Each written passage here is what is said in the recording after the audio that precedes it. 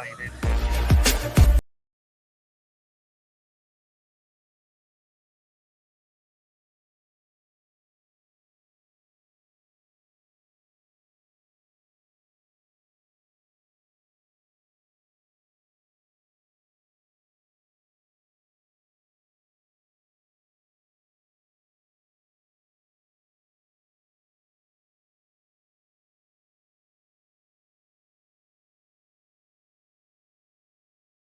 (2024) ends here for Norwich City, a home game against QPR. I'm sure that there will be, even if they won't say it publicly, I'm sure there will be some extra motivation given all the events of the recent weeks. Welcome to Carrow Road, everybody. Welcome to, obviously, our Team News Live. We're going to bring you the Norwich City starting lineup in a couple of minutes or so. 12:30 kickoff. So if that's caught anyone out, as it did me, I didn't know it was 12:30 till I think Boxing Day, and I think Chris Gorham mentioned that it was 12:30. Before that, I'd have been getting here for 3:00, so I'd have missed this, which is a good job. So hopefully it's not caught any of you guys out.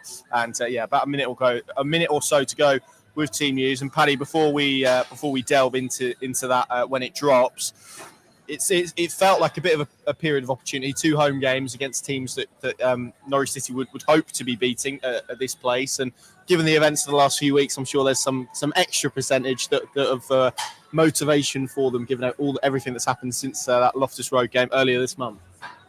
No, it's not about revenge or motivation. It comes from within, to paraphrase Johannes to me after the game on Boxing Day. The team sheets will be with us imminently. They're coming up the steps of this City stand. They are, yeah. So we might get an advanced sight, but I'm sure internally, if they win this game 3-0 afterwards, you will get a bit of, of course there was a bit of extra motivation, but certainly Johannes was downplaying it, just wants to go out, perform, and don't get caught up in that emotion and play it very straight back. Yes, and here is Norwich City's last lineup of 2024. The mayor's back. And it looks like Kenny McLean is back in the team. It's Gunning goal, Fisher, Duffy, Doyle and Krizene as the back 4. McLean, Nunez and Slimani as the midfield 3, with Schwartau and Sainz either side of Anti-Sienat. So one change from that Boxing Day victory over Millwall. Kenny McLean in, Emiliano Marcondes out. The subs bench is George Long, Jack Stacey, Grant Hanley, Jose Cordoba, Forson, Hernandez, Miles, Marcondes and Barnes. Jakob Sorensen, that was illness, wasn't it? That kept him out of the Boxing Day game, so not quite ready to feature in this matchday squad. Jose Cordoba back on the bench. I'm trying to see who's dropped out. Would it be Brad Hills who's dropped out? I think it might be. So, one change. And as expected, obviously 4 games for Kenny McLean, which ironically, unironically, I guess maybe was or stemmed back from that game at Loftus Road, that 3-0 defeat. So I'm sure if anybody has extra motivation today, he will. But he returns and, as expected, straight back in. And that means probably a well-deserved break for Emi Marcondes, who obviously has played a lot of football, signed for the club a little bit late. And obviously with games to come as well, I'm sure there will be opportunities for him at Luton, at Coventry. We've still got 2 to come in the next week or so to slot back into that team. Oscar Schwartau rewarded and did some digging into this. He became Norwich City's youngest ever non-British goal scorer on Boxing Day with that goal against Millwall. And obviously the hope now is that he can get some consistency. I think from the right-sided sort of solutions that Norwich City have tried, it's felt like he's been probably the best suited to that in the last 2 home games against Burnley and against Millwall. So he gets a go again today. Sainz and obviously Anti-Sienat's down the middle as well. And obviously a return as well, where I say a return, another go for Ben Krizene. And I think that's probably deserved on the balance of what he produced on Boxing Day. There was obviously a slight fitness concern with him after he limped out of the game, I think on the 74th minute or so, that provoked quite a few changes around the pitch as Norwich tried to shuffle their pack accordingly. But he gets another go at left back. That means that Doyle retains his place at centre-back, which I think is where we probably all agree that he looks more suited to and more natural at. And Kellen Fisher as well gets another go at right-back. Kate Gordon, most pertinently ahead of the January window, he's the one that drops out, isn't he? He's not on the bench this afternoon, which means that Norwich have Stacey, Hanley, Cordoba. Kenny McLean back in, probably as we expected. Yeah. I mean, what was that stat?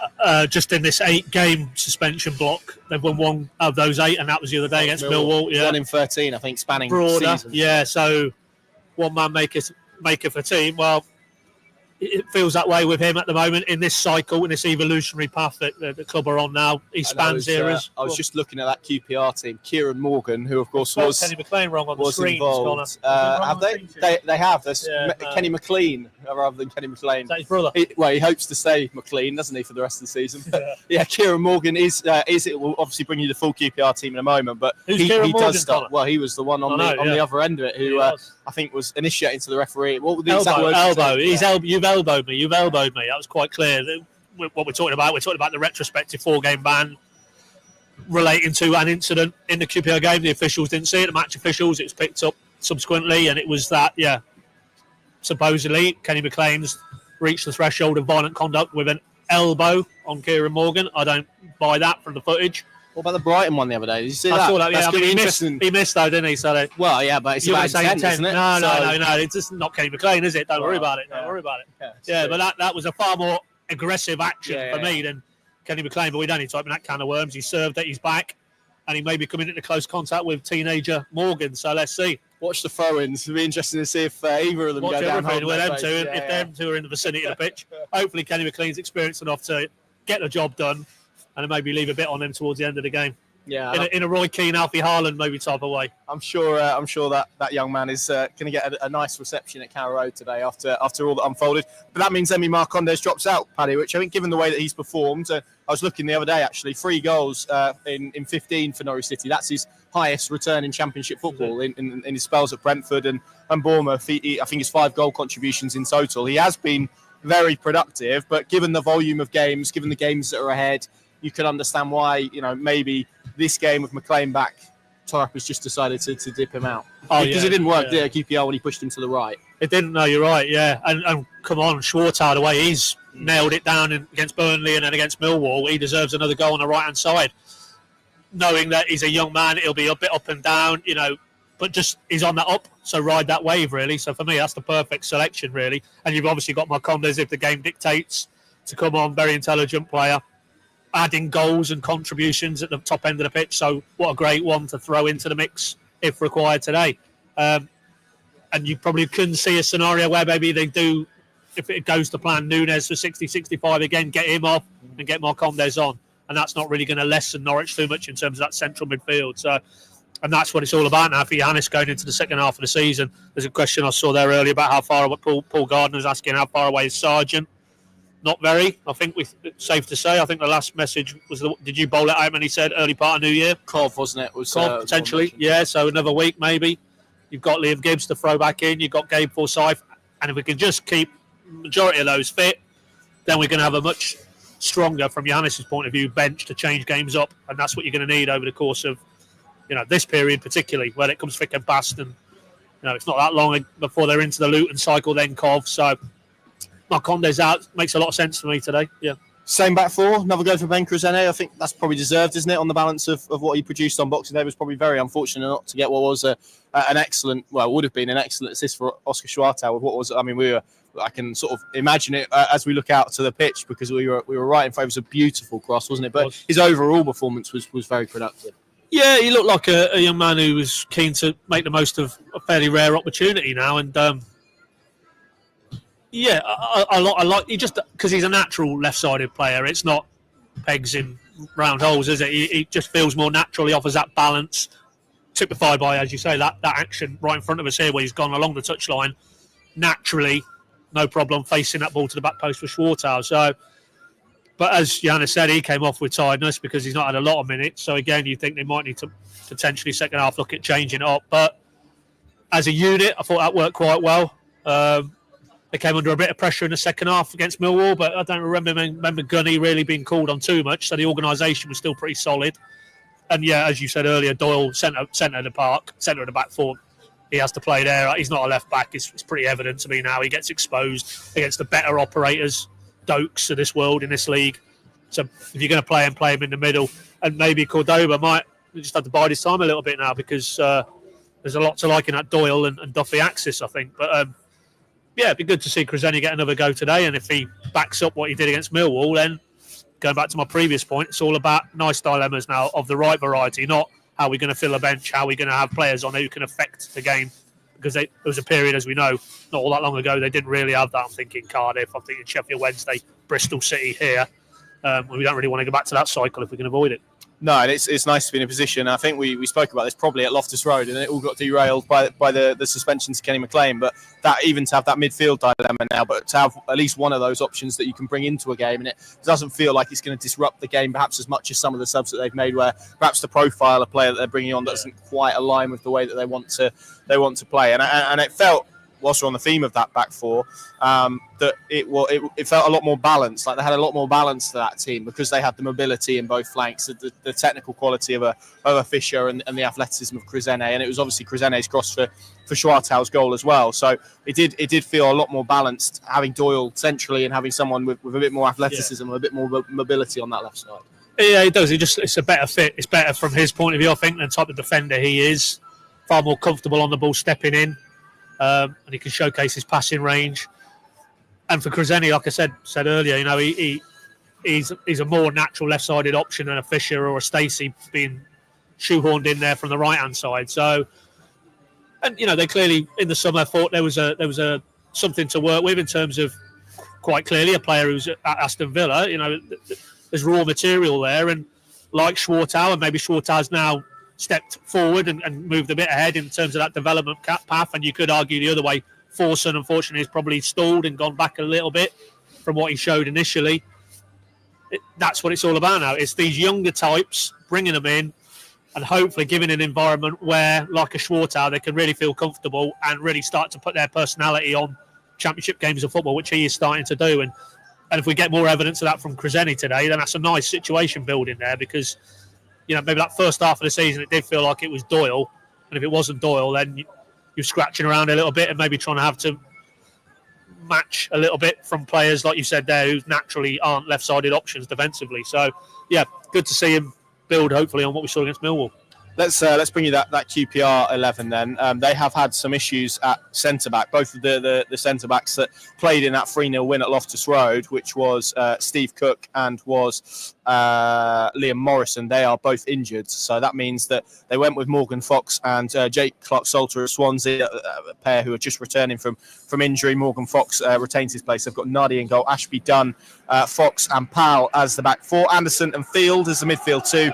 Smith and Elias Chair, very good player on his day at this level on either flank, with Morgan behind Coley, and their subs bench is made up of Joe Walsh, Jake Clark-Salter, Michael Frey, who's back, Koki Sato, Elijah Dixon-Bonner, Nicholas Madsen, Daniel Bennett, Alfie Lloyd, and one-time Norwich City target, Jonathan Varane. Just because we've had a few messages on the message board, Paddy, we are aware of the technical issue, but it's that time of year where there are people off and various issues, but we're hoping to get to the bottom of it pretty soon. I think the hamsters have had a Christmas off as well, so the wheel has stopped turning on that. Yeah, we're aware of it. Me and you have flagged it, but we can't fix it, basically. We certainly don't have the technical skills or probably the access to the back-end software, hardware. Let's be honest, this barely works half the time. So yeah. We can barely talk, let alone like fix IT issues. So, yeah, we're aware of it. Sorry for the inconvenience if you're a regular message board user, but sadly it's just that festive time of the year and a big company where it's all centralised. So we'll maybe pick that thread up again tomorrow, but it's not for the want of trying, I can assure you. Yes, so yeah, just bear with us on that, and apologies, and hopefully luckily the website and everything else is working, so that's all good, and you can of course have those discussions on our channels elsewhere. It's going to be an interesting game, this, Paddy, isn't it? Because it always feels like around Christmas time you get one of those games where you play a team twice in quick succession. That does create an interesting dynamic. It doesn't really happen at any other stage of the season. These teams will be familiar with each other. And going back to that Loftus Road game, it felt more about what Norwich City didn't do, perhaps, rather than what QPR did do, even though they were very good on the day, deserved to win on the day and whatnot. But you'd like to think here, if Norwich City can get to those levels that we've seen against Burnley, against Sunderland, in that first half against Millwall, they should have enough, hopefully, here today. Yeah, it was just I think Yannis said, I think it was one of those where that wasn't Norwich, that wasn't his Norwich, how he envisages them playing, and of course we saw evidence of that then 3 days later at Portsmouth. That certainly wasn't Johannes Hoff tore up Norwich City. So, and I was trying to think as you were talking there, I mean, Nunes came back in for a start. That was the first time in quite a number of weeks. He looked so rusty. His passing was way off compared to like Millwall and the game before, Burnley as well, albeit those results didn't go for Norwich. But he looked like a player really just trying to come and find his way. You had Marcondes, as you rightly said earlier, playing on the right of a three. That didn't work as a Fisher at left back. Yeah, there was so many elements to the selection that just didn't work on the day. And then that was compounded by a very aggressive, very front-footed, quite impressively cohesive display from QPR, who up to that point hadn't won at home. But then I think 7 unbeaten. But they were, as I was going to say, that was, so they were. They obviously hit a nice vein of form, and Norwich, unfortunately, were on the wrong end of that. And then, we don't even need to dig into some of the goals they conceded, some of those defensive set-piece lapses. Just a poor day, really, all round. And, again, we started this conversation about revenge and for all the maybe FA elements that came off the back of it. But also, don't forget, there was some big calls, as bad as Norwich were that day, there was some big calls that went against them, which Kevin Friend maybe acknowledged thereafter in conversations with Giannis, the referee's czar at this level. So a lot of fuel to maybe fire up this group today, but I'd probably chime with Giannis, and that's not going to get the result today. What's going to get the result today is dialing back in like they did against Millwall for the most part, like they did for that first 45 against Sunderland, the first hour here against Burnley. And if they play that brand of football, I don't think this QPR team will live with them today. And that's how you extract any revenge or satisfaction. Just go get the job done, have a nice comprehensive win, walk off the park with 3 points, job done. Yeah, absolutely. And I guess it's about if there is that, it's about utilising it in the right way rather than it being the sole driver, the sole focus as you go into this game. How do you see it unfolding then, Paddy, today? It's obviously, I think we dubbed this period a festive period of opportunity given the 2 home games, Luton away on the horizon. It'd be good to get another 3 points here this afternoon. It would, yeah. These will come with their own motivation from the fact that they were 3 down after half an hour at Swansea Boxing Day. They stemmed the bleeding, but, Cifuentes, from reading his post-match, was very unhappy and expects the right response. But you boys have said the 1,700 here come in. That's a hell of a turnout. I know QPR isn't exactly the furthest to travel, and if the trains are working, less so. Still a good turnout. And after the 500 or so went to Swansea, by all accounts, Boxing Day, and they didn't show up, these will definitely come here, I think, motivated to put in a performance. So I don't think it'll be necessarily a routine win, but a win nevertheless. I'm going to probably... I thought 3-1 when I started this little section. I'm going to now dial that back down to 2-1. So it could be quite nervy. It's not. I think this is 3 or 4 games in a row where we were going to go for the same thing, because I'm going to say 2-1 as well. But I think it'll be a tighter 2-1 than Millwall, if that makes sense. I think Norwich will probably have to work a little bit harder for it, because barring a bit of a shaky final quarter to that game, even though, when you reflect on it, Angus Gunn didn't really have a save to make, and Norwich had the better opportunity in that. Killian's just asking us who the ref is, Connor. Sam Barrett, who, as I learnt on the way here, has just been called up to the FIFA list of referees, so should be one of the best in the country. Is that right? That's right, yeah. Oh, he's one of the new, I think there's 7 referees that have been promoted to the FIFA list, and let's hope it's he's one of them. Let's hope it's not the same assessors as Loftus Road, Maybe they... Matt Holland and... Yeah, What's his name? Mark Ashton, yeah. Yeah, exactly. Yeah. There we go. And there you go, Adrian. I was going to read the subs out, but Adam's very kindly flashed them up for you. That is how Norwich City's bench looks this afternoon. Pinkin.com, of course, the place to go for all your coverage, all your analysis, all your reaction to this game. And it is the final game of 2024. So let's hope Norwich City can bookend it with a victory here this afternoon. Thank you very much for watching, and we'll see you again very soon.